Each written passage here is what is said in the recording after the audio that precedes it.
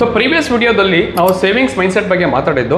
ಇವತ್ತು ನೀವು ಸೇವ್ ಮಾಡಿರೋದನ್ನ ಯಾವ ಥರ ಇನ್ವೆಸ್ಟ್ಮೆಂಟ್ ಮಾಡಬೇಕು, ಡಿಫ್ರೆಂಟ್ ಅಸೆಟ್ ಕ್ಲಾಸಸ್ ಬಗ್ಗೆ ಡಿಸ್ಕಸ್ ಮಾಡೋಣ. ಸೊ ಫಾರ್ ಎಕ್ಸಾಂಪಲ್, ಒಬ್ಬ ಪರ್ಸನ್ ಒಂದು ತಿಂಗಳಿಗೆ 50,000 ದುಡಿತಾನೆ ಅಂತ ಜಸ್ಟ್ ಅಸಂಪ್ಷನ್ ಮಾಡ್ಕೊಳ್ಳಿ. ಅದರಲ್ಲಿ 30,000 ರುಪೀಸು ಅವನು ನೀಡ್ಸ್ ಮತ್ತು ವಾಂಟ್ಸಿಗೆ ಸ್ಪೆಂಡ್ ಮಾಡ್ತಿದ್ದಾನೆ. ರಿಮೈನಿಂಗ್ 20,000 ಸೇವ್ ಮಾಡಿದ್ರೆ ಡಿಫ್ರೆಂಟ್ ಅಸೆಟ್ ಕ್ಲಾಸಸ್ಸಲ್ಲಿ ಸೇವ್ ಮಾಡಿದಾಗ next over a period of time ಏನಾಗುತ್ತೆ ಇದ್ರ ಬಗ್ಗೆ ಡಿಸ್ಕಸ್ ಮಾಡೋಣ. ಸೊ ಇವಾಗ ಡಿಫ್ರೆಂಟ್ ಅಸೆಟ್ ಕ್ಲಾಸಸ್ ಅಂತ ಹೇಳಿದೆ. ಅದರಲ್ಲಿ ಫಸ್ಟ್ ಒನ್ ಬಂದ್ಬಿಟ್ಟು ಫಿಕ್ಸ್ಡ್ ಇನ್ಕಮ್ ಇನ್ಸ್ಟ್ರೂಮೆಂಟ್ಸ್ ಅಂತ ಕರಿತೀವಿ. ನಿಮಗೆ ಹೆಸರೇ ಹೇಳ್ತಿದೆ ಫಿಕ್ಸ್ಡ್ ಇನ್ಕಮ್ ಅಂತೇಳಿ.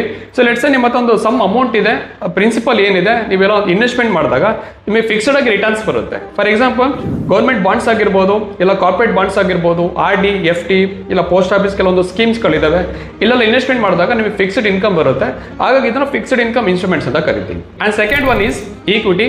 ಈಕ್ವಿಟಿ ಅಂತ ಹೇಳಿದ ತಕ್ಷಣ ಅಲ್ಟಿಮೇಟ್ ಸ್ಟಾಕ್ ಮಾರ್ಕೆಟ್ ಅಂತ ಬರುತ್ತೆ. ಸೊ ಸ್ಟಾಕ್ ಮಾರ್ಕೆಟ್ ಅಲ್ಲಿ ಏನಾಗುತ್ತೆ ಅಂದ್ರೆ, ಒಂದು ಕಂಪನಿ ಶೇರ್ಸ್ ಮೇಲೆ ನೀವು ಇನ್ವೆಸ್ಟ್ಮೆಂಟ್ ಮಾಡಿದಾಗ ಕಂಪನಿ ಯಾವ ತರ ಬೆಳ್ಕೊಂಡು ಹೋಗುತ್ತೆ ಅದೇ ತರ ಶೇರ್ ಪ್ರೈಸ್ ಮೇಲೆ ಹೋಗುತ್ತೆ. ಅವಾಗ ನೀವು ಅಲ್ಲೂ ಕೂಡ ಸೇವಿಂಗ್ಸ್ ಎಲ್ಲ ಇನ್ವೆಸ್ಟ್ಮೆಂಟ್ ಮಾಡಿರೋ ಅಮೌಂಟು ಅಲ್ಲೂ ಕೂಡ ಗ್ರೋತ್ ಆಗ್ತಾ ಹೋಗುತ್ತೆ.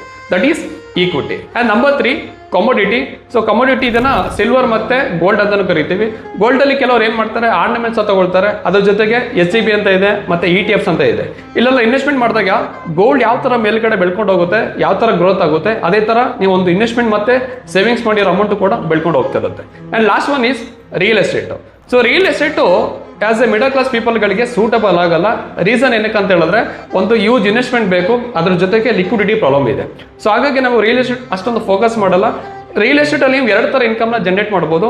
ಒಂದು ಕ್ಯಾಪಿಟಲ್ ಅಪ್ರಿಷಿಯೇಷನ್, ಅದ್ರ ಜೊತೆಗೆ ರೆಂಟಲ್ ಇನ್ಕಮ್. ಕ್ಯಾಪಿಟಲ್ ಅಪ್ರಿಷಿಯೇಷನ್ ಅಂತ ಹೇಳಿದ್ರೆ, ಲೆಟ್ಸ್ ಒಂದು ಚೆನ್ನಾಗಿರೋ ಪ್ಲೇಸ್ ಅಲ್ಲಿ ಒಂದು 10 ಲಕ್ಷ ಇನ್ವೆಸ್ಟ್ಮೆಂಟ್ ಮಾಡಿದ್ದೀರಾ. Next over a period of time land ಏನಾದರೂ ವ್ಯಾಲ್ಯೂ ಜಾಸ್ತಿ ಆದರೆ ನೀವು ಇನ್ವೆಸ್ಟ್ಮೆಂಟ್ ಮಾಡಿರೋ ಅಮೌಂಟ್ ಕೂಡ ಬೆಳ್ಕೊಂಡು ಹೋಗ್ತಿರುತ್ತೆ. That is comes under real estate. ಈ 4 ನಿಮಗೆ ಮೇನ್ ಆಗಿರುವಂಥ ಅಸೆಟ್ ಕ್ಲಾಸಸ್ಗಳು. ಇದನ್ನ ನೀವೇನಾದರೂ 20,000 ನೀವು ಎವ್ರಿ ಮಂತ್ ಏನು ಸೇವ್ ಮಾಡ್ತಿದ್ದೀರಾ, ಇದನ್ನ ಡಿಫ್ರೆಂಟ್ ಅಸೆಟ್ ಕ್ಲಾಸಸ್ ಅಲ್ಲಿ ಇನ್ವೆಸ್ಟ್ಮೆಂಟ್ ಮಾಡಿದ್ರೆ ನೆಕ್ಸ್ಟ್ 20 ವರ್ಷದಲ್ಲಿ ಏನಾಗ್ತಿತ್ತು, ಇಲ್ಲ ಲಾಸ್ಟ್ 20 ಇಯರ್ಸ್ ಅಲ್ಲಿ ನೀವೇನಾದರೂ ಸೇವ್ ಮಾಡಿದ್ರೆ ಎಲ್ಲಿ ಹೈಯೆಸ್ಟ್ ಯಾವ ಅಸೆಟ್ ಕ್ಲಾಸಸ್ ಅಲ್ಲಿ ನೀವು ಜಾಸ್ತಿ ವೆಲ್ತ್ ಬಿಲ್ಡ್ ಮಾಡ್ಬೋದಿತ್ತು, ಒಂದು ಎಕ್ಸಾಂಪಲ್ ಅರ್ಥ ಮಾಡ್ಕೊಳ್ಳೋಣ.